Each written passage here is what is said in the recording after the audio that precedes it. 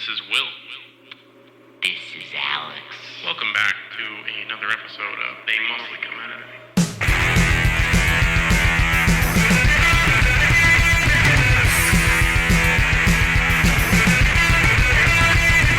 It. Welcome, everyone. You know the drill. Go to your web zones, YouTube, Spotify,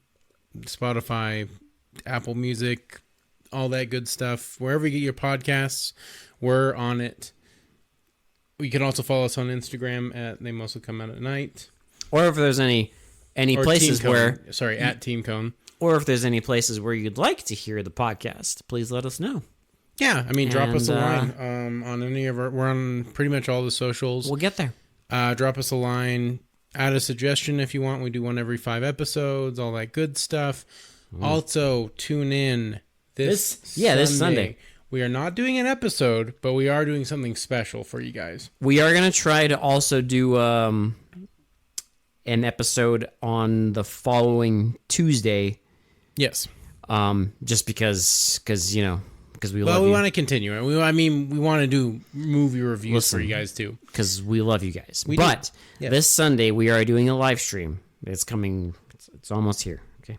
Yes. So Almost 6-hour live stream coming this Sunday. That's April 21st. Mm-hmm. So join us Come hang or out or watch listen to it on after, our whichever you YouTube. want to do. Whatever you want to do. I mean, we make it convenient for you. It'll always be available. Whatever you feel is necessary for yourself. But if you would like to come chat with us live, we are going to be there. So, Yes. Come hang out, watch us play games. If you want to ask us questions, we'll kind of do About that. whatever. We'll just kind of hang out. It's just going to be a vibe. So Nothing serious. please come hang out. Please, and look forward to more episodes. We're going to try and do one on Tuesday. Sorry that we're doing this one a little late. But you still got your weekly episode. But you still got it. So you can't complain. No, you can't. You can't. Okay? We didn't lie to you. Unless you're an OG and you're like, why don't you do 2 episodes a week like you used to? Because life happens. Because you know what? We can't do that anymore. Because life happens. And you know what? We don't make any money off this podcast. So it's like it's our own free time. So we love doing it. We do this for literally no reason. We do it for the love of the game. This is true. Because we are a very, very small podcast. We don't get monetized. And we just appreciate everyone that does listen. So once a week is fine with us. And I'm sure once a week is fine with our good listeners. And, especially because we have over 200 episodes to listen to. Our dear friend, Blackwater Media, you wanted more. The legend. You wanted more Al Adamson stuff. So, Oh, God. we're not. I'm saying this right now. We're not going to do a retrospective like we did with a certain unnamed filmmaker because that was way too painful. But Well, we just needed to get through that, really. Because he requested more Al Adamson content. No. Hear me out. Uh-huh. Blackwater Media. This is for you directly that wants us to watch more Al Adamson. We're not doing a retrospective, but keep suggesting Al Adamson movies. I was going to say, I will squeeze them in because I know there's several. Obviously, So in a certain way, we're doing a very slow shit retrospective. Well, you'll see. I mean, peppered through. It's gonna You'll be. I don't think you're gonna do one after No, the other. no. Absolutely not. Because when we did a certain shit retrospective, it was every other episode that we did the director. We just want to get it over with. Yes. Because now we don't have to review those I don't have to watch movies them later. even though he unretired himself like an idiot. Which we're not watching. We're not. No, I'm not We're touching not. We're not doing it. Uwe Boll is the one that you'll see. It's around episode 100. Episode 100, we started. Because we wanted to do something special, so we did a shit retrospective on our least favorite director of all time. And there's a reason that he's our least favorite director. If you've seen his movies, you know. But for Al Adamson, the movies of his that are relevant, I guess, for our content, Yeah. I will squeeze them in bit by bit because I know he's got We'll pepper them in. several. We're not going to do one after the other, but we will pepper them in. and we will get to probably most of them that aren't like, comedies and or family movies, or because like he made those for some reason. Imagine. Maybe if we get big enough, I'll do an Al Adamson retrospective by myself. Don't do it.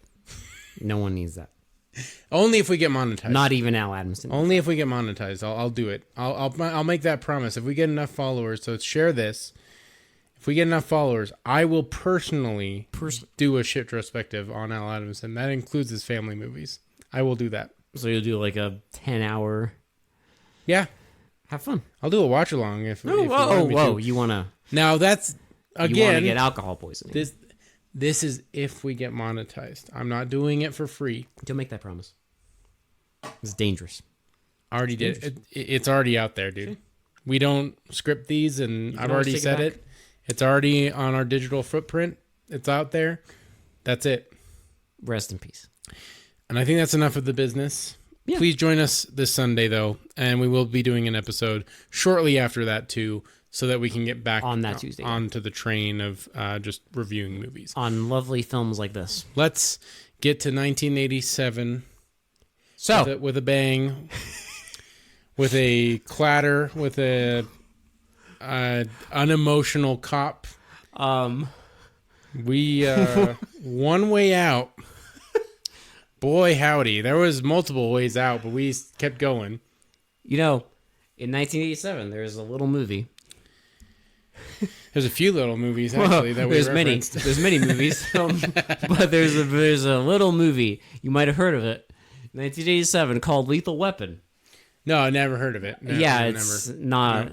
Not one of the most iconic buddy cop movies ever. Not one of the best action movies of the 80s or anything like that. Mm-mm. But in that movie, you had a cop whose wife died, and he is very on edge. He's suicidal. He doesn't care about himself, and he's very willing to go and do all sorts of crazy things. Well, I mean, the movie starts out with him almost killing one of the first scenes almost killing himself. So is a very famous scene where he's watching Looney Tunes, and it's like a happy scene, but he is looking at a picture of his wife, and he loads up a gun and tries to shoot himself. Great scene. Great movie. And, awesome movie. I would suggest going to watch that over this. This guy, in 1987, some guy named Ivan Rogers, he wrote and produced. Here's what I think happened with Ivan Rogers. I think he got a lobotomy? I think he... Maybe, he did. I mean, he deep fried his own movie. I think this dude's insane. He fucking... I'm pretty sure. Because he wrote, produced, acted... He didn't direct this movie. No, he got some idiot to direct it. But I think he had some big influences on behind the camera as well. Oh, well, it's a vanity project. It's a vanity project, very clearly. I wonder if he got a whiff of like what was happening in Lethal Weapon, because I don't know if Lethal Weapon had come out by the time this came out. Well, the other one, there's obviously... Lethal Weapon's the big one, because even this has like they partner him with a woman. Well, yeah, but I mean, because it's like there are scenes of him trying, like, about to kill himself. Like 3 scenes. Yeah, 3 scenes in total, and they do like the whole Lethal Weapon thing. It's like except stupid. Except it keeps cutting away. Because he keeps cutting away, and there's no emotion. Like this guy has 0 emotion. Yes, because the other big one, a film that we just watched, is Cobra.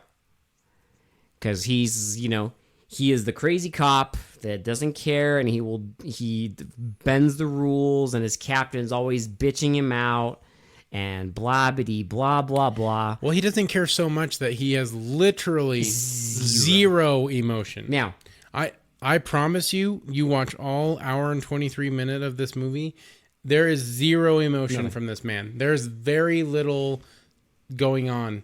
There's very little synapses firing in his brain. After watching this, there's not that many firing in my brain either. It's true. But especially after the ending. I think, for reasons of insanity, we need to discuss this chronologically. Okay, let's do it. That's fine. That's fine with me. Because then it's like Joseph Conrad's Heart of Darkness. You go down the river, Yeah. And it's a Everything's journey, normal. and it's a journey into insanity as you go down the river. Yeah, and you'll That's see. how I think. You'll see the last 15 minutes are. Because look, one of my favorite movies is Apocalypse Now. One of our favorite games of all time is Spec Ops: The Line. Yeah. So we just Highly underrated game. We just love Heart of Darkness. If you haven't played that, go play Spec Ops: The Line. It's if you want more information, you can ask us on our live stream on this Sunday. Yeah. But this will be like that. Except there is no Captain Kurtz at the end. It's just Ivan Rogers and his lack of emotion. So yeah, you're right. Let's start semi-normal. It's not. None of this movie is very good per se. So we'll start out. No. Well, like Okay. how you would watch. Yeah.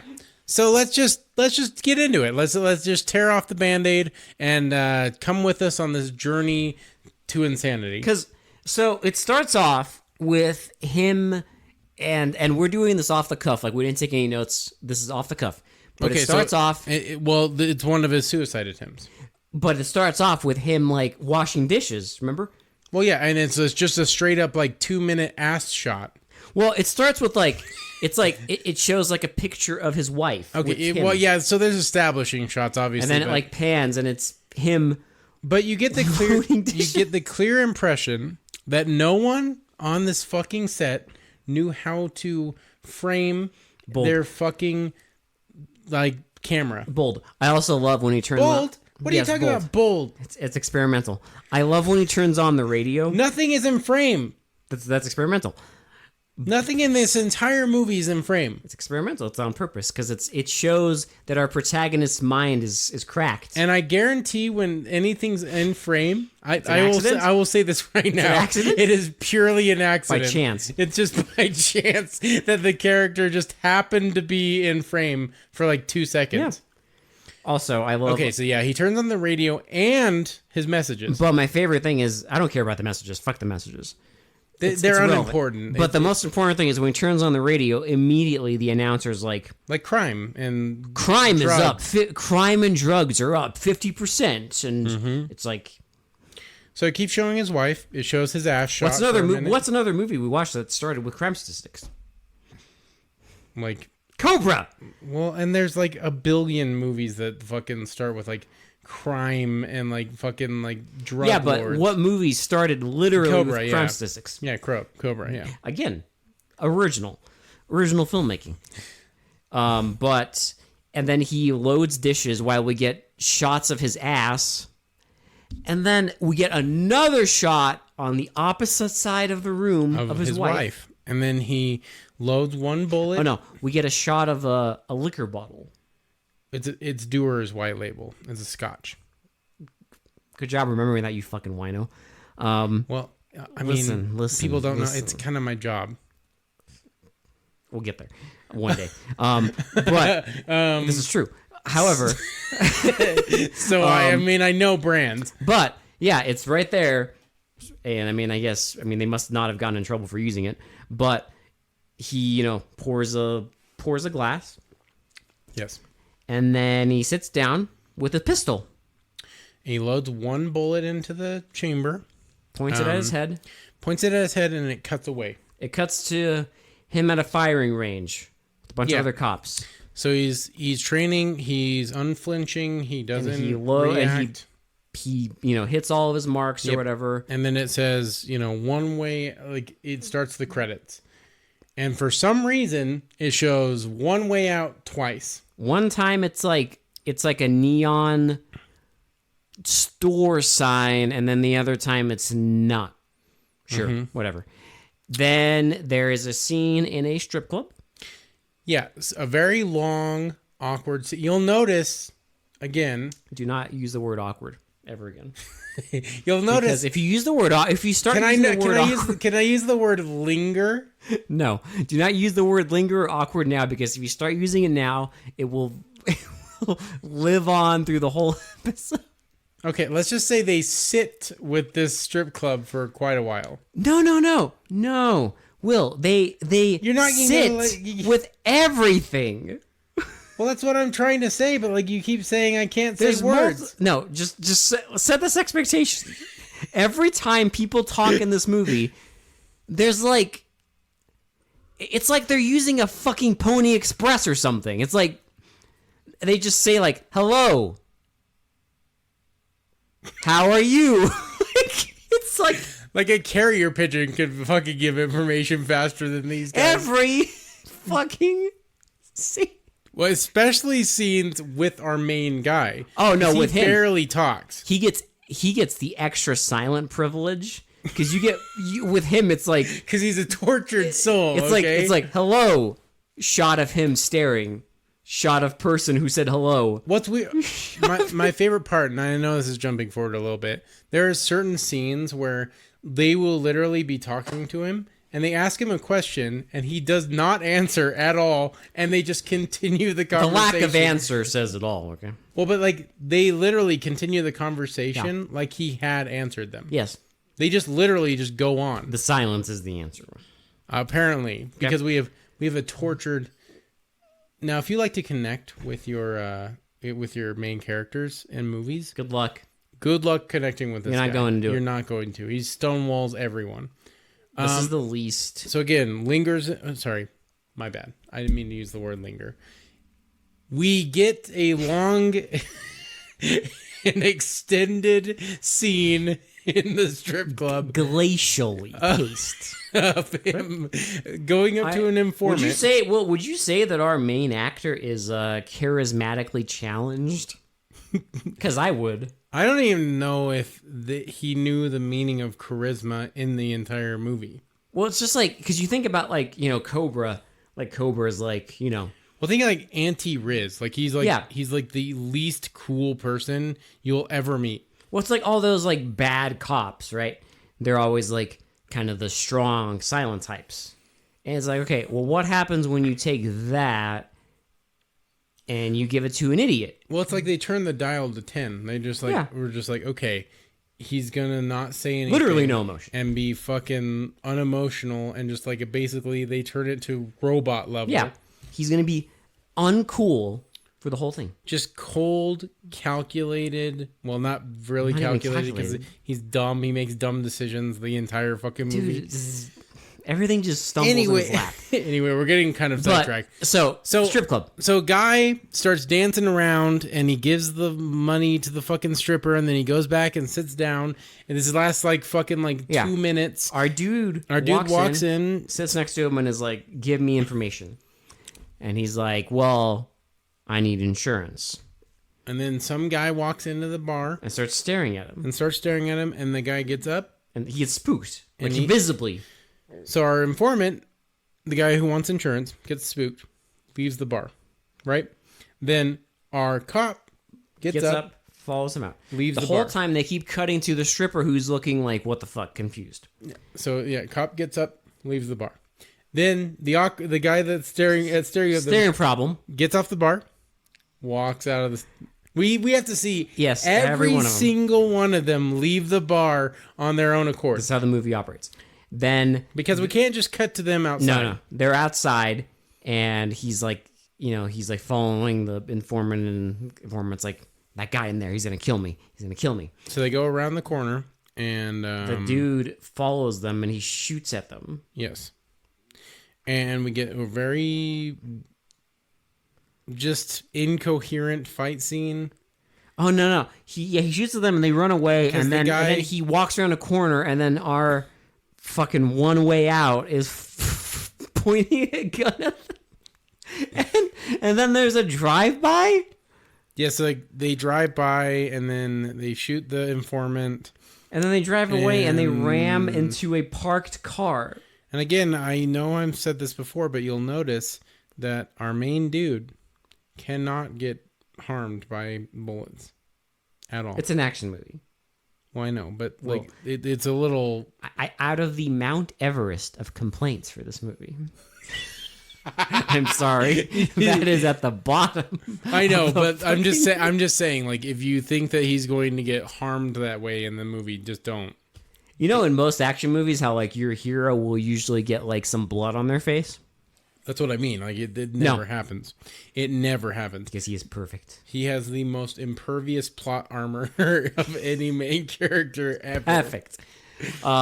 But they, they ram. Oh my god, they ram into a parked car and explode, and we burst out laughing. Yes, because it's filmed, it's set up and filmed like something out of Naked Gun. I'm not kidding. It feels like a spoof movie for a minute because it feels like a Zucker Brothers gag where the bad guys show up and they're all badass and they shoot you and then they just fucking plow straight into a parked car that's parked right in front of them and then blow up. It's just but this is not a spoof.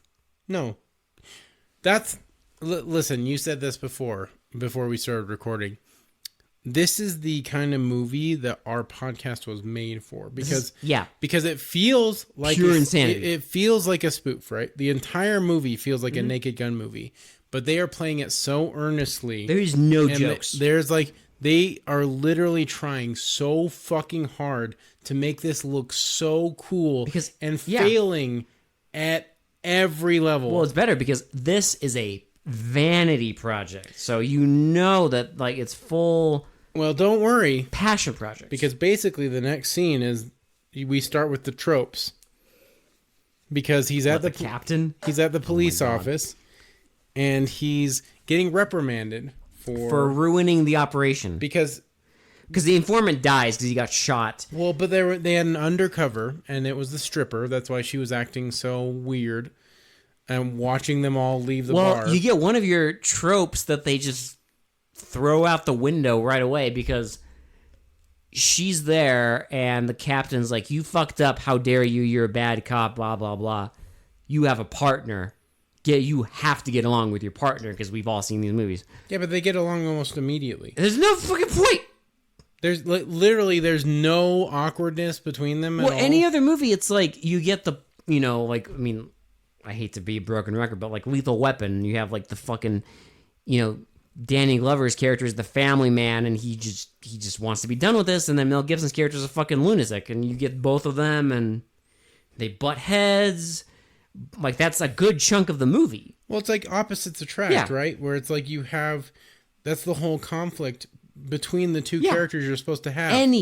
They're polar. Any cop movie. We've seen it on the podcast. Any fucking cop movie. Any cop movie gets this. And this, where you have two polar opposites, and they have to work together to crack the case for a common good. Yeah. Well, it's like any fucking movie, any fucking buddy cop movie you watch has this. And then this movie, even Turner and Hooch has this. And then this fucking movie, this fucking idiot is like, they have one scene where they're just like, I don't like you. Well, we have to work together. Okay. That's it. Yeah. And then now they're working together. So the next scene, this is when you knew. I think this is when you knew. The bar, right?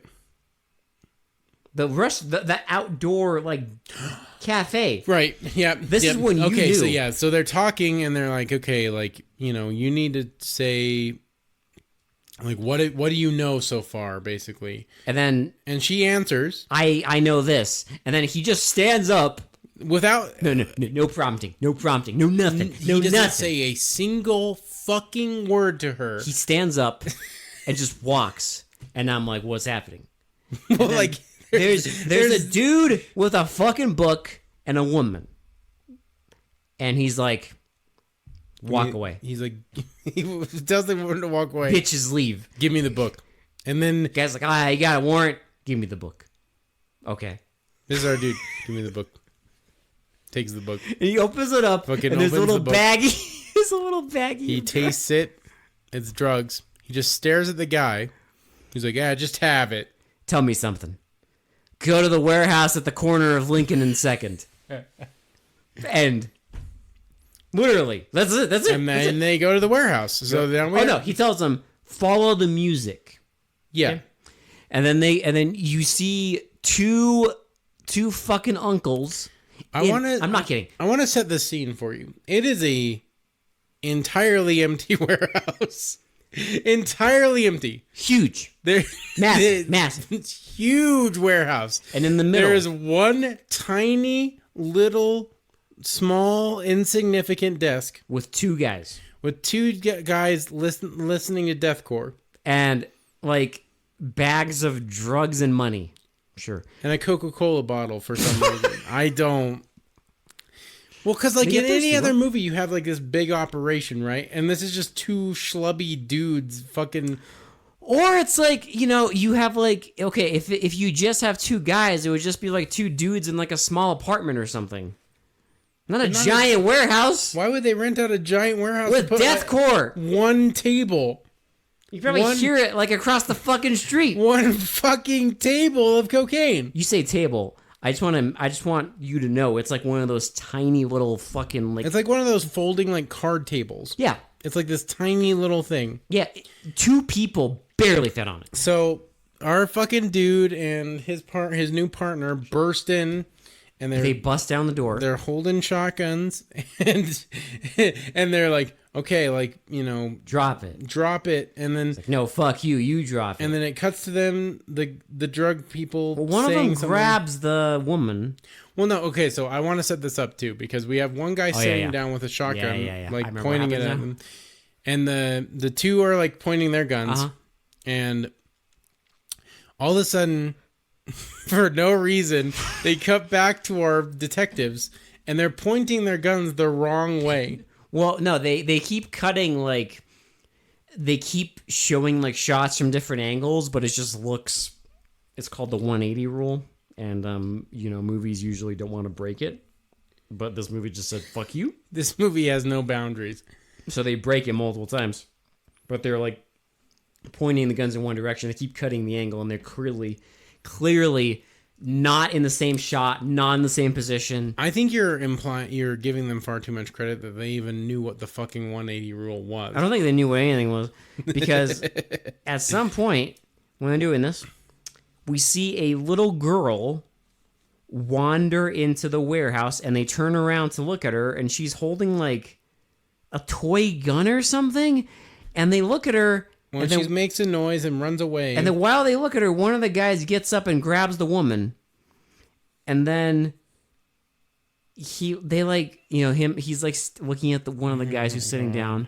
And they say some generic nonsense. They basically like, oh, you're not going to shoot me, blah, blah, blah. And he shoots him. He fucking shoots him twice. More than twice. He shoots him like 5 times because they keep doing the avant-garde, like, where he keeps shooting and it shows like angles of the abandoned warehouse. And then he points his gun at the guy holding her hostage, and he's just like, okay, man. Okay. He's like, you're crazy. You're crazy, man. You're crazy.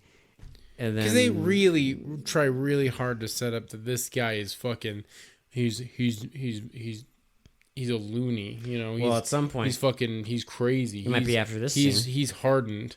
It might be after this scene that we get another shot of him at home with another shot of the desk portrait of his wife, and he tries to commit suicide again. Well, so remember, he's also talking to her, and she, his new partner, is like, "Well, would you have shot?" Because he was, you know, he's about to shoot. She's sitting in her apartment in the middle of the night, and she calls him, and she's like, "Did I wake you? No. Would you have shot if he didn't let me go? No. End scene." And then she just hangs up. That's it. Because why bother? Because they think that this is how you build like pathos, you know. Well, but it ain't. Well, also like maybe try and have a likable main character. No. I cannot think of the last action movie I've seen where the main character was just so not there. He's like absent from his own movie. Yeah, like it's like a vanity project where he didn't understand what the fuck vanity is. Well, it's like, where's the one-liners? Where he doesn't say a cool thing in the entire movie. The one time there's like one time when he's like talking to the main baddie and he says something to him and he's not even like that insulting and he's just like watch yourself. No, he's just like, I'll remember you said that, and that's it. Like that's our big like. Whoa. Okay, so anyway, again, we're getting off track. Let's keep going chronologically. Trying to. I'm Yes. already forgetting. So now they go back to a warehouse. This is where we get our drug kingpin guy. Somebody tells him to go there, and I can't remember. Listen. There's a scene where someone tells them to go somewhere. I think it's a. No, wait. Is that the bar scene? Or is the bar Maybe. scene after the drug? I think that's the bar scene. So there's a Because we need to talk about the bar scene. There's a part where they go to a bar. When they think they know someone that can help them get information, right? He goes to the bartender. He's like, I need to talk to blah blah blah, and the bartender goes to the other side of the bar, Dude. and just looks at some guy. And of course, it's like his head is fucking like halfway cut off by the And frame. he just nods. And And then he goes over there and just says, like, go to the door. I love this scene. What the fuck? Because our main dude, our main detective guy, he gets up and he goes to the other end of the bar. Just stands and there. he just fucking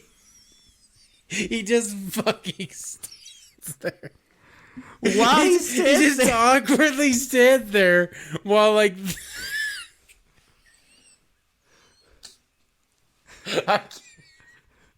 While he stands there. While he stands there. Okay. Like a video game character. Yeah, he just Some guy. It's like he went AFK. Yeah, he some he fucking just like he just stepped away from his controller. Some guy sits down next to his partner and starts like sweet talking her. So then the big dude that the bartender nodded at, he goes to the another end of the wall, and then he goes up He to nods the guy. to another guy. He nods. Yep, he nods, and then he goes up to our dude, Who's just standing. he's just standing staring at a door. And then he looks at him. And he knows, so he like punches that dude, and then the other dude like kind of rushes him. And then And the he- woman like grabs the guy who's been sweet talking her and just holds a gun to his back. And they keep cutting to her holding a gun to this dude's back while he's just standing there like nothing. Like he's not resisting. He's not doing it. He's just standing there like a statue. When the bartender's like doesn't know what to do either, it's really awkward. And then our dude, so the guy lunges at our main detective, and he gets knocked down. And then for some reason, the woman just decides to shove this guy to the fucking ground. He looks like a fucking marionette. He just gets shoved to the fucking ground for then no the bar- reason. And the bartender just suddenly reveals a shotgun. And she shoots him, and he stumbles like a bowling pin, like backwards, and then like he falls on the bar and shoots at nothing. And I guess the detective shot at him again, and then they just leave the bar. Well, But they capture one of the guys. As our main man, one way out, is leaving the bar. There's you a just guy. gonna call him I am One Way calling him Out? that because I don't care about his name. There's a guy like next to a wall. Oh, he's just with, like, waiting. with like a something, and he's just waiting. Well, he's just waiting there. I guess he's been waiting there the whole time. So while one way out, he makes his way there, and then he ducks right in time. Yep, of and course. then he takes the guy and he arrests him, and this guy tells him where to go. Well, so they do this like stupid interrogation scene where he's like, you shot all my guys, and why would they blah blah blah blah blah. Well, they set it up like other movies have like good cop bad cop, but in this movie they just don't do that. They just sort of like They have no time to waste because they have to. they're like give us the information. They have to do the really long. You did this and that. I'll get you for this. Give us the information. Okay, go to the warehouse on the corner Go here. on the corner of King and Third. And so Okay. they go there and they meet our drug kingpin. They walk into an abandoned warehouse, which is probably the same abandoned warehouse from And the then earlier part of the movie. They walk And into a fancy office. with a big portrait of the pyramids in the background, and a guy who looks like Mr. T just standing in the corner with sunglasses indoors. I almost thought he looked like CeeLo. Like CeeLo Green. No, I know who he looks like. He looks like Barry White. Okay, that's fair. Yeah. But he's just standing in the corner, sunglasses on, indoors, and you're just like, okay, that's a bodyguard. Well, clearly. And then they talk to our main our main drug baddie who has a tendency of waiting like 10 seconds to respond to people.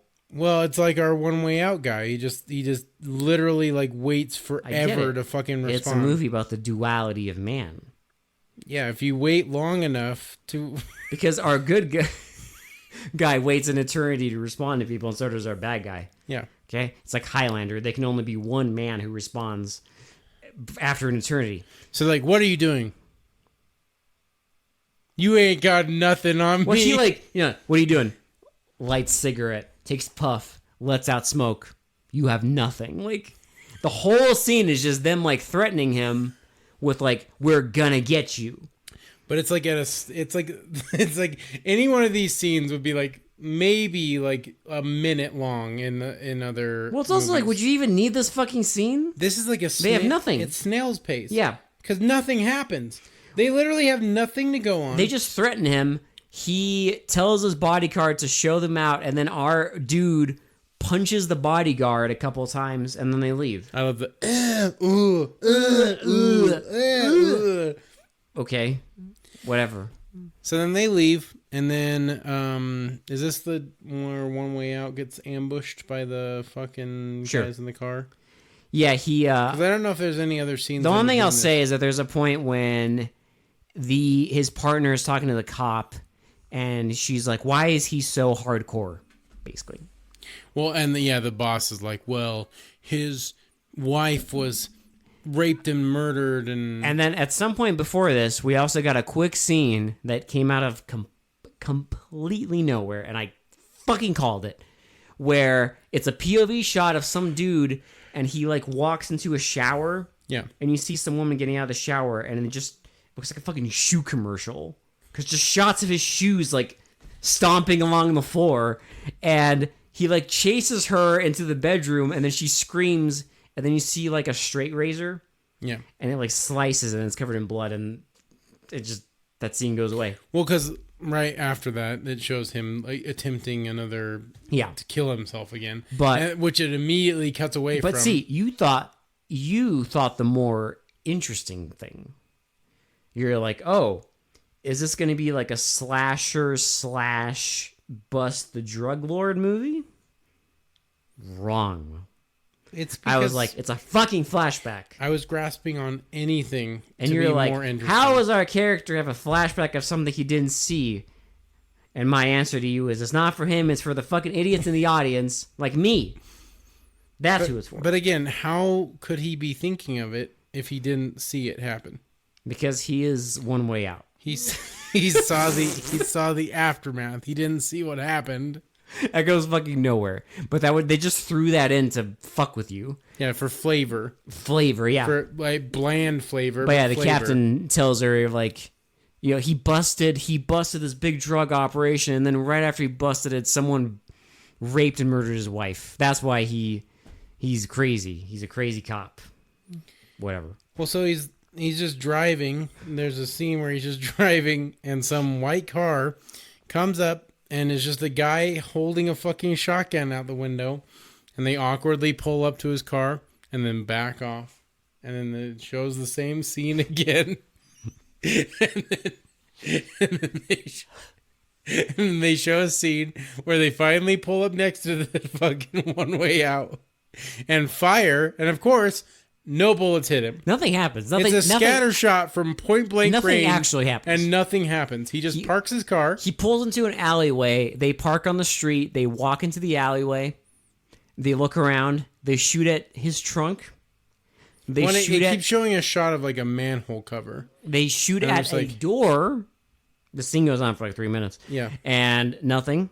Then they walk away. And then he pops out of the manhole cover and blows both of them away. And then he throws his shotgun over his shoulder like a Badass. badass. And then he goes to where they park the car and he beats up the driver and arrests him.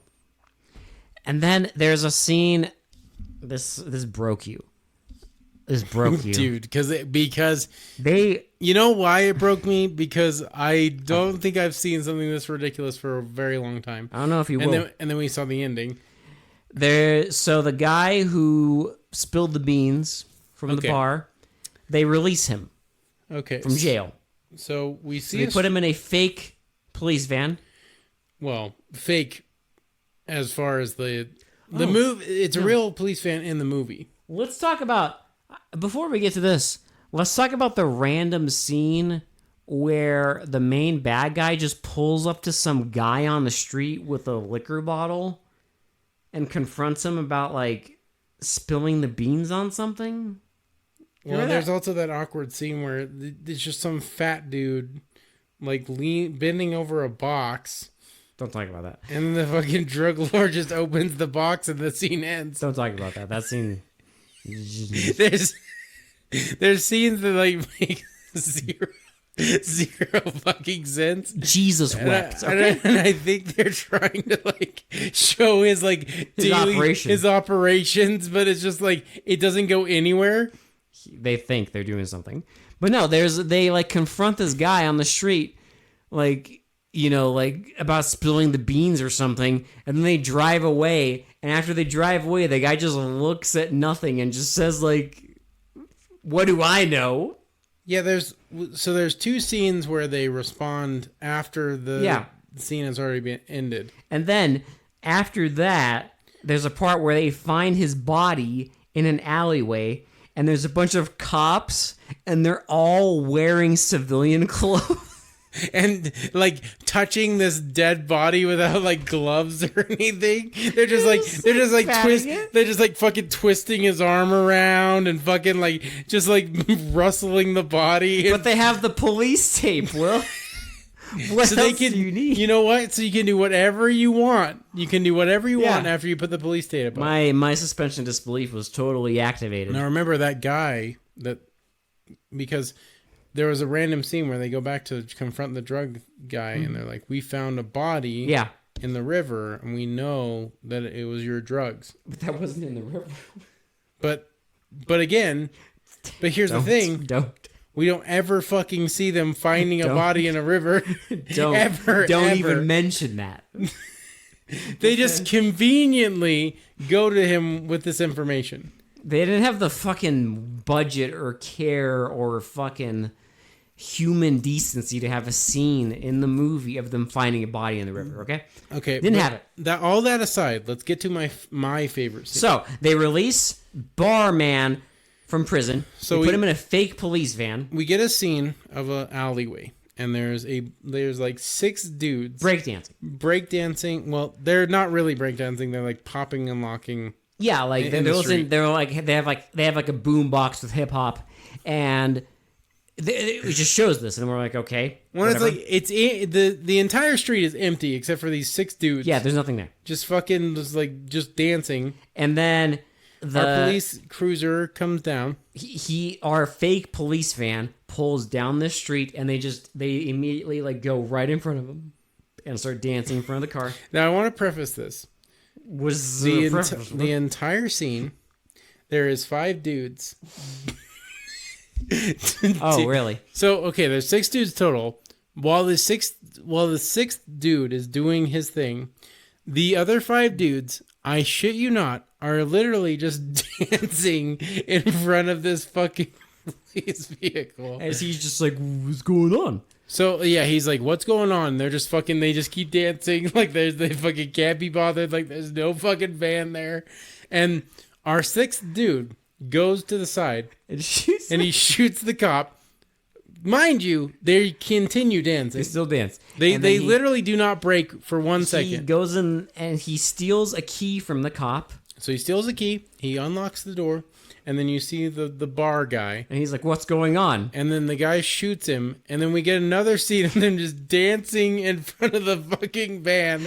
And I lost my shit. Because at no point do they ever stop dancing. No, they stop dancing after the guy's done. Well, and it's weird because it's like, now all of a sudden, they want to get out of there fast. Well, no, because he's finished. And he grabs the boombox and they just run away. Well, but they scatter like pigeons after that. It's like he's already fired 1 shot. You think that the game's already on. No, the cover is still going. The cover goes. Listen, you cannot stop the dance. You got to continue dancing until the job is done. Until the mission is finished, okay? Listen, I understand because you don't stop dancing. You know what else I understand? Totally understand. This is never brought up again. Creed said it the best. Children, don't stop dancing. That is a deep cut. Believe it, life. Wrong with Scott Stop. children. Scott Stop is my. Are you telling me that this this movie and are on the same through line? Yeah. Okay, I get it. Some now. people would argue yes. This movie took me higher. Yes. I did not welcome this with arms wide open, but by the end of it, Listen, our one way out guy was 6 feet from the edge. I wasn't. and he what? was thinking- Bro, I was 6 feet from the. He was thinking maybe 6 feet ain't so far down. Okay. I was 6 feet from the edge. By the end of this fucking. Okay.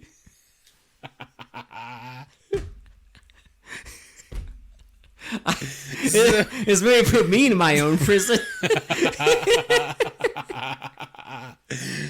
But this is never mentioned again. No, it doesn't. That's the funniest part. 'Cause it's a This scene doesn't even fucking matter. It's a fucked up world. You don't Will. even see the dancers ever again. No, this is never. This is pointless. Which is how I love my movies. Completely stupid and fucking pointless. So anyway, when he beat up the guys, he got a little notebook from one of them. Well, he conveniently. It's like a fucking video game. He punches the guy, and then just a fucking notebook just flopped on his chest. Remember? Yes. It's like when you play like Grand Theft Auto and you murder somebody and they just drop money. Yeah. It's like that, and he just picks it up and like looks through it. It's like your character finds a key item. Yeah. And then you have to like use it for a future mission. Well, there's a very coherent scene where he's at his telephone. Well, no, okay, we need to set this up because he is at the telephone. But remember, this is after he loses his badge and gun Oh yeah, because because he murdered those guys. even though they try to kill him, But because you know your trope is that you have to have the scene where the captain's like, "Give me your badge and gun," but usually there's a better reason. Usually those movies are better written and better directed and better acted and better made and et cetera, et cetera. Well, because there's a reason that they fucking get their badge and gun taken away. Right. There's right. Or like, it's not so black and white. There's like a gray area. There's coherence. Yeah. Weird. But in this movie, so he murdered them in self-defense. They fucking shot at him when he was driving, for fuck's sake. And he gets his badge and gun And then the taken away. captain's like, "You've gone too far. Give me your badge and gun." I mean, it kind of makes sense in the context of who the captain is at the end of the We'll movie, get but it's fine. But he gives it over, and then that's it. So now he's at his phone, and he decides to dial one number, and it's a disconnected phone line. So he's looking at his little notebook, right? And then he does another one, and it's like a landline for like a company. Transport company? Yeah. And then he calls a third one, and conveniently, it just happens to be the police captain. He rudely interrupts the captain eating his KFC and mashed potatoes. Because the wife even says, "I got mashed potatoes." She got mashed potatoes from KFC, Will. Yeah, because he's eating fried chicken. It's a fucking cheap-ass movie. Listen, I know. And then It's not like they have catering. so he's like, "Hello?" And our one way out just awkwardly sits on the phone, and the captain's like, "Hello?" And he just hangs up. And at first I was like, what the fuck? Well, because the scene where he's looking through the notebook is so quick that if you don't like really pay attention, The quality is also not there. well, what's weird is like this is the one key thing where it's like maybe you should have lingered on that a little Right. bit longer so that we knew that he was calling phone numbers from the phone book that he got from the guy. But they don't. They just like blast past it, and then he's just awkwardly calling 3 numbers and hanging up. Yep. So again, you're a little confused, but then it kind of clicks in. You're just like, oh, okay, yeah, all right. He was calling numbers from the fucking notebook he found. And then he goes, there's a scene of him meeting some... I still don't know who this guy is, but he meets Then it's Mr. Scully. No, I know. His name is Mr. Plot Convenience. I got it. Yeah, Scully the plot convenience. Because he meets him on like a road overpass. And apparently Scully can get any information this guy wants. Yes, literally. So He's just because he's like, hey, I need you to get me all the records for the captain. And he's like, cool, I owe you. And then that's it. And then he does. Somehow he produces a police captain's secret fucking about dossier. His fucking secret condo in Maui and his shit. His fucking like dossier of fucking like He's got his tax returns. High-end secrets. And I don't know how. They don't explain it. This is literal gobbledygook, okay? It's to move the plot along as quickly as possible so we can get to the end. And then I don't remember what causes the fucking captain to put a warrant out for him. Well, because remember he my brain zapped.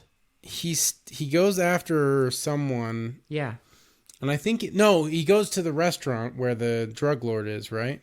Oh, he slaps him with a menu. He slaps him with a menu and threatens him. That's too far. He threatens him again, right? Because he knows the captain's in on it, and he goes to threaten the crime boss, and for no reason. With the menu. And so now the crime boss calls the captain and is like, "Hey, you need to take care of this. Yeah, so your guy's off the rocker." Pulls an arrest warrant on him, and then we get the most fucking stupid foot chase I've ever witnessed. Oh my god! In my life, and it goes on for fucking ever. It's him and 3 complete idiots running through the most empty environments I've ever witnessed. I'm not going to describe the whole thing for you. No, it's like you don't need to. But at a certain point, he literally just holds himself up against a wall to avoid these guys.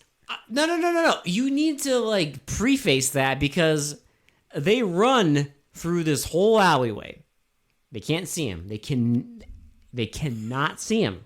You're like, where is he? He's 3 feet above them. He's 7 feet above them on a little ledge. Your fucking eyes. Well, he's not even on the. He's not hanging out on the ledge. He's literally pressing his body up against the wall like a fucking lizard. And they don't see him. And then he jumps down and the chase commences again. And then eventually, after 5 minutes of just boring, just stupid, unexciting nonsense, they start looking through dumpsters. They were there. You looked through dumpsters because that was when you saw him on the ledge. Oh, that's right. But now we get a sped up shot of him running. They catch up to him and he runs. He tries to run through a door. He runs into a dead end and he kicks it and it's all sped up. This is entirely sped up. Yeah, like Benny Hill shit. And so he kicks the door and then he turns around. And it's all awkward. They fight. I have expected them to make chipmunk noises when you fast forward something and it makes the high pitch and then I wish. And so he fights them all in fast motion. Fights all of them and awkwardly kicks them all, and then there's one bit though. Specifically, there's a old young dude for no reason. There's a young guy with dyed gray hair who he throws into a dumpster, and at some point there's this shot of him just awkwardly wrestling with this guy, and they film it from a rooftop, and you just see him wrestling with this fucking idiot. And then in the edge of the shot, you see the guy in the dumpster and his legs just waving there. Well, and then it's not like he's staying still, right? They're moving up and down. It's just, it says it all. The incompetency on screen is ghastly. It's so bad. So anyway, the cops. Oh, I forgot how the scene started. Because remember, he goes to a gun store. And he tries to buy a Tommy gun. And the cops catch up with him, and they're like, "You're under arrest." And he's like, "Okay." There's an awkward drive-by again. And they try to drive by him, and then the drive-by fails, and that's how he chases them, and then they chase him. Yeah. So then the cops catch up with him, and they finally catch up with him, and then he. They don't catch up with him. Oh no, he gets away. Because he goes back to the lady's house. And he goes back to her apartment and says, the captain's bad. Because he's just awkwardly standing there when she gets home. Just staring out the window, yeah. And she's like, I knew you would come here. And he's like, captain's bad. I she's need like, you no way. to go meet with him. And they Just sends her into the fucking mouth of danger. she meets with him, and the captain's like, The captain immediately knows. is like, you're in on it. Pulls a gun. Come with me.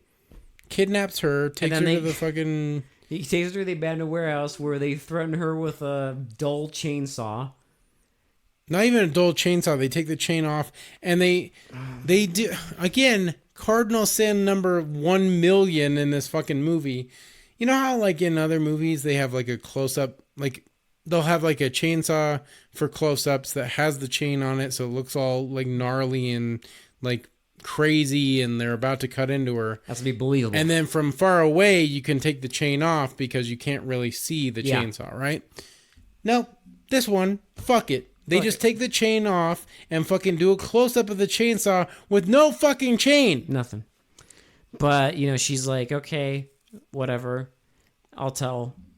And then they tie her up, and then they send a goon to her apartment, and he busts in, points a gun at One Way Out, and they just lovingly stare at each other for like a minute. Stare at each other. And then they just leaves. So he takes him there, and they're all like being manhandled or whatever. Well, and so One Way Out comes in. And they're being manhandled, and One Way Out like kicks one of them in the foot. And then they shoot and the woman bites one of their like hands, and one of them shoots her. When she dies, and he beats all of them up. He looks at her body and throws his coat on her. Like the one person that's been helping him the entire fucking movie, and he literally looks at her like he cannot even be fucking bothered to show any emotion for her at all. So again, you have the most unlikable main character because he doesn't even give sympathy to the one fucking person that has been helping him the entire movie. The one person who believed him. Then he just inconvenient, like he's inconvenienced and just tosses a fucking coat on her like she's nothing. Respect. And then he wanders over to the office of the main baddie who's having another drug deal. And then he goes in there and like stares at all of them. And the fucking baddie like shoots the guy he's selling drugs to. Well, then he points the gun at One Way Out, and they just stare at each other. And then his bodyguard and One Way Out start brawling while the dude runs off. I also want to bring this up. I know we're like getting close to a hour in this recording, but like we need to explain everything in this movie. So, the other like really annoying thing that annoyed me a lot is the amount of times that One Way Out could have gotten shot in this fucking movie is absurd. There's so many times that he could fucking like just die, right? Like realistically, they had so many opportunities to kill him and just stared at him. He's got that plot armor. But it's like insane plot armor. It's not even like he like gets out of the way soon enough or anything. They just don't shoot him. Like they just don't shoot him. They just fucking stare longingly into his eyes a lot of the time. They just refuse to shoot him.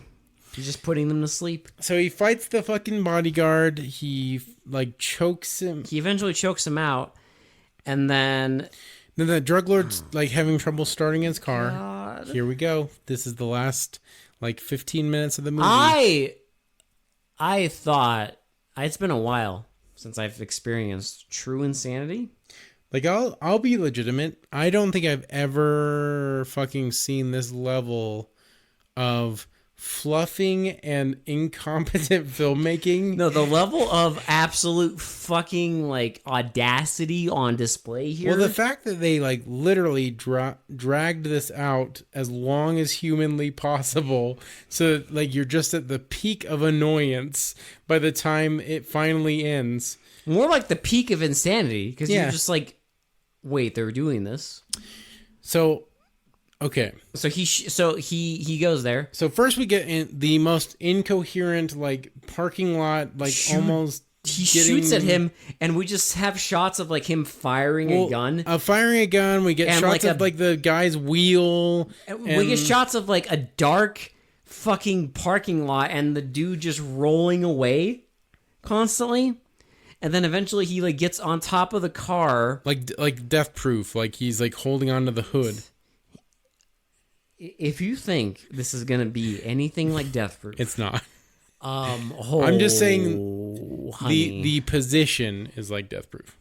That's the only on similarity. Top of his car, and our dude drives away, and he's like on top of his car, and they keep doing this in like close-ups.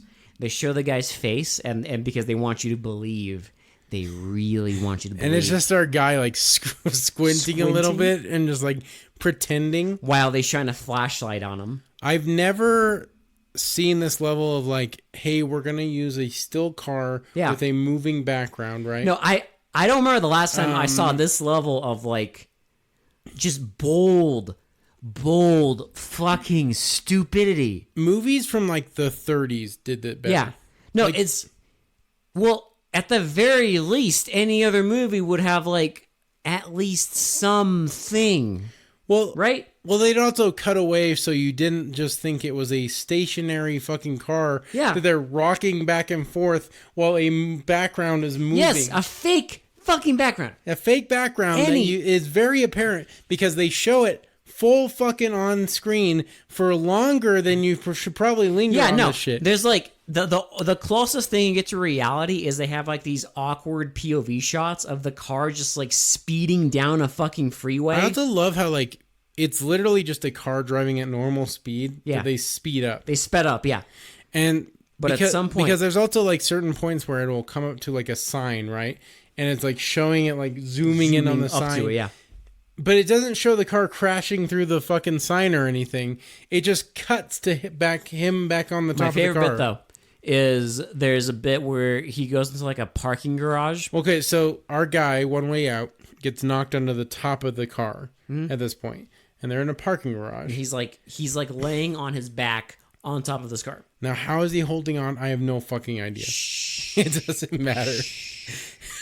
And we see... I guess my guess is what they're trying to show. He's driving so fast. Well, okay, so he's driving so fast, but I'm assuming what they were trying to imply. And this is just a guess because I have no fucking idea actually because they did not convey this.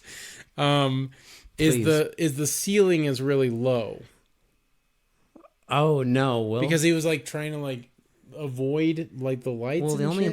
impression I got is that he was. My impression was he was driving so fast, he was so Benny Hilled that One Way Out was struggling for dear life to hang on.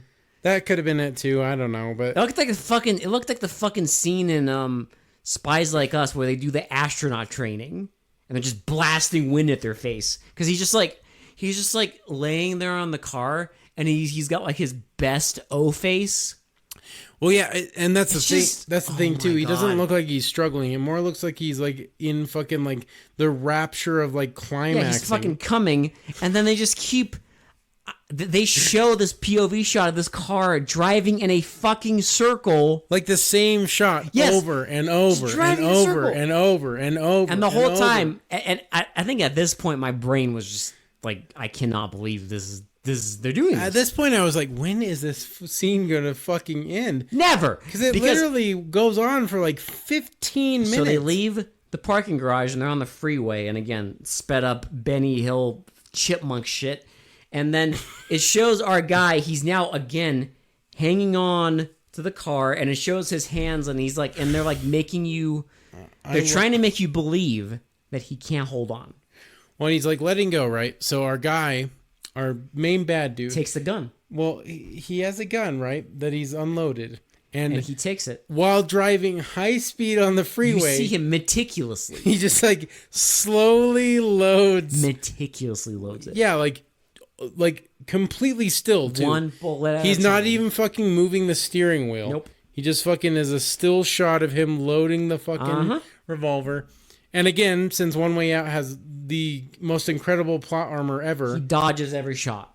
He is like spread eagle on this fucking roof of this car, like easily shootable. You could just go to the middle of the fucking cab, pull the trigger, and I guarantee you would fucking kill this dude. Nope, he dodges everything. Nope, he dodges every fucking bullet, and then eventually he gets knocked to the trunk. He's somehow on the trunk and somehow not flying off.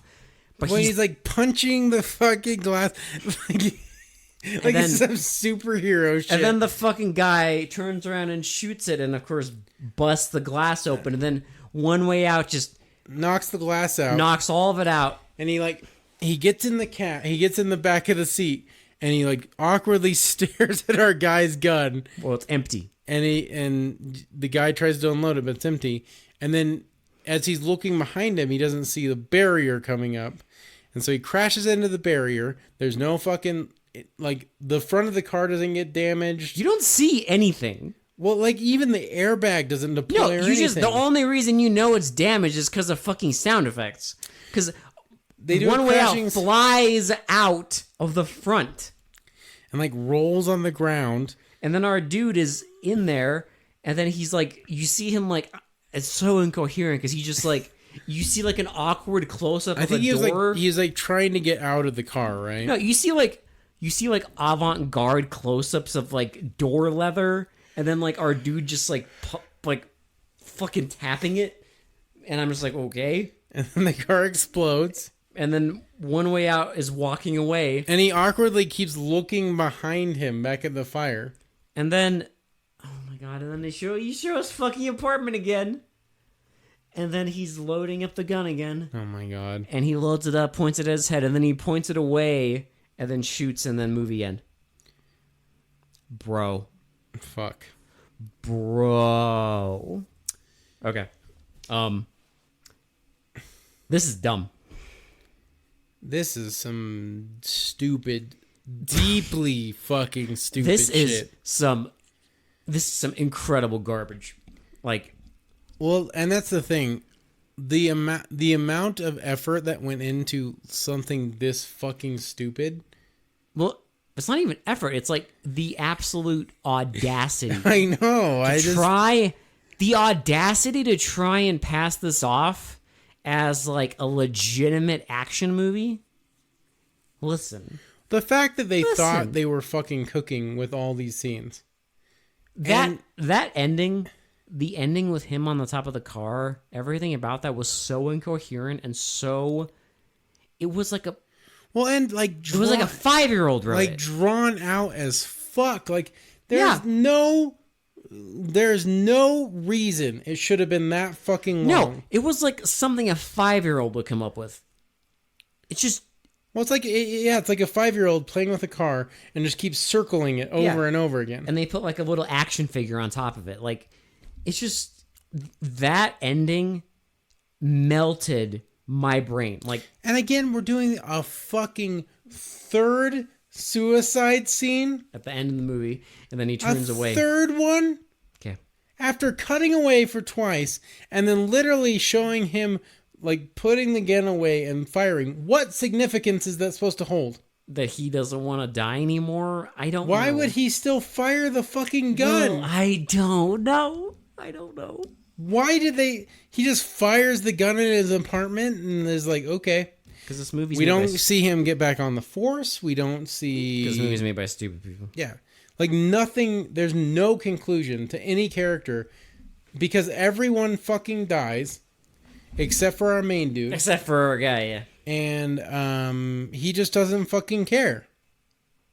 He doesn't care. He doesn't feel betrayed by the fucking like police chief. That would require showing emotion. He doesn't fucking care about his partner dying. He doesn't fucking care about anything in the movie. There is literally nothing to relate to with this fucking character. That's the most annoying part for me. There's nothing there. It's just a fucking automaton. That would require emotion. He's just a fucking robot. Listen. That would require emotion, and we can't have that. Because he's damaged. RoboCop had more emotion than I know. this fucking guy. Yeah. Well, RoboCop. Well, RoboCop's an actual masterpiece of a movie. This is... Well, yeah, I mean, that's, comparing apples to oranges, really. This is something else. Shitty pretty. Fuck me. Because, listen. We go on entertainment value. If you're new here, it's out of entertainment value, so it may seem high. But trust us when we say that this movie is deeply fucked. This movie is trash, but we love this movie. As I said before, this movie at a certain point it just fucking gets so deep fried that like it's almost incomprehensible. It's not incomprehensible. It's just, it's so stupid. I said almost incomprehensible. No, it's comprehensible. It's just, it's so simplistic. Well, they fucking like they fried the shit out of it at the end. The deep frying is the fact that it's so stupid. It's just, oh, it's deeply, deeply fucking it's stupid. so borderline fucking comical. That being said, 8. I was gonna say, yeah, 8. Because holy fuck, did I have a just Now I will say, if the whole movie was like the last 20-25 minutes, holy shit, I would probably give it even higher than an 8, because it would approach all time stupid. Well, I've said this before. Like, you know, if you're gonna do that fucking like weird balls to the wall, like we don't give a shit fucking filmmaking, just make the whole movie that. Well, that's one of the things about this, right? It's got that, but you know that somebody was trying something. But I've also said it before where it's like, if you're going to go that crazy at the end, just make the whole movie crazy. I don't know. I It'd think be more entertaining. I think our dude thought he was cooking. Well, he did, but like, I'm just saying, like, by being like, I mean, it was so stupid. at a certain point, you think someone would pull him to the side and be like, bro, like, what the fuck are we making? No. Like, This is an auteur, okay? be like, what the fuck are you doing? And he's like, it's my vanity project. We're gonna do what I want. I wrote it. I produced it. Do what I I'm like Stallone. Yeah, this is. Yep. Yeah, I'm like Stallone I've seen when he Cobra. made Cobra. I've seen Lethal. I've seen Lethal Weapon. We're gonna have ideas from both those movies. I'm gonna throw everything in here. It's like, I can't fucking believe it. when someone approach him and be like, have you ever made a movie before? And he's like, no, I have not. Everyone's got to start somewhere. Well, Maybe him and the director were friends. Because this director sucks too. He's been on our podcast. he's been on our podcast and he's a fucking idiot. And he was an idiot 10 years before this movie. And he's still an idiot. He made Revolt, and that was Not Revolt. Oh, sorry, not Revolt. Death Machines. Death Machines. The movie where the bank And it was manager gets blown up. Fucking horrible. Yeah, same guy. And that was a deeply stupid movie too. So he didn't learn his fucking lesson. So basically, what you're saying is our director's a genius. Absolutely. A genius of garbage. Yeah, he lives in a dumpster. Those dumpsters in the movie. Those were his home. Listen, I made the obvious comment when they started looking through dumpsters. I'm like, that's where this movie belongs. Yeah. And yeah, And at a certain point, you're the guy with his legs hanging out, just swinging in that the was fucking... me. He was dumpster diving. Yeah, we were dumpster diving. I was with dumpster this diving when movie. I found this movie. We were dumpster diving when we watched it. Matter of fact, you could say, Jesus, choking my own spit like a fucking idiot. A massive part of our podcast is dumpster diving. That's the whole fucking point of the podcast. You know, I know we get like masterpieces like Cobra and Friday the 13th Part 6. But every now and then we find just things like this. Well, at least we haven't found bottom of the fucking dumpster shit again, like fucking Savage Water or fucking Curse of the Headless Horseman or Black. fucking Black Devil Over Hell. That movie will never not be in my mind. Anyway, if you want to go watch One Way Out, It's on Tubi. go to Tubi. You can watch it for free. There is ads. There is also a version on You can YouTube, rent- but it is in worse quality than the Tubi one. You can also rent it on Amazon. I'm pretty sure it's the same quality as the Tubi version. Yeah, so it's gonna be same quality. There's no fucking HD remaster. No, of this shit. is not that kind of movie. So if you do want to watch it, it is a very fun time. Especially if you're with friends, Get a friend. and Please get a friend. And alcohol is probably required Yeah. Because if you don't have alcohol, I would say maybe avoid this one. You need the proper mindset here. You need the dumb lubrication. You need to fucking kind of get your brain on the same wavelength of this fucking movie. Well, this movie was the film debut of our man, the actor, writer, producer. I could have I didn't even know that fact, and I guarantee you I could have told you that. That's amazing.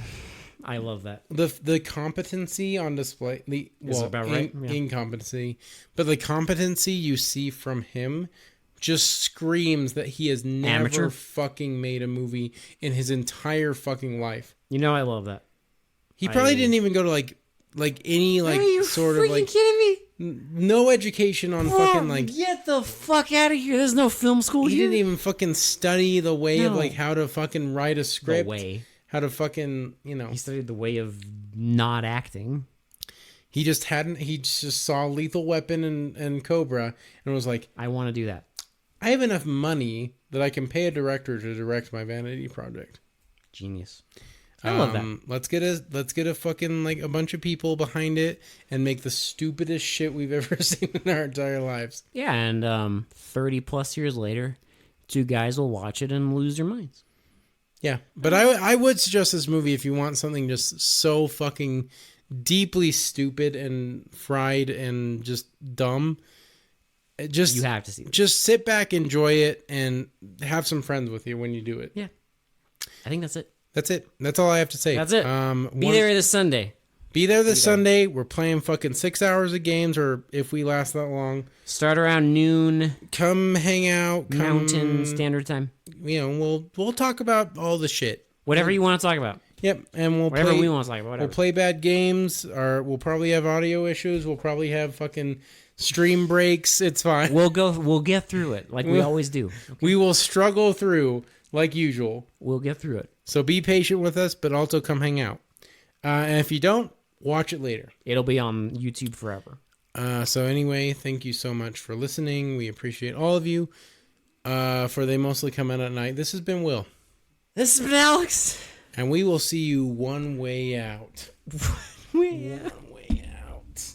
I'm gonna fucking B-box in the fucking parking lot and fucking just pull over a fucking van while my friend shoots someone and fucking just keep breakdancing. They were dedicated, all right? I respect that. Fuck yeah. Dedicated to the craft. Hell yeah.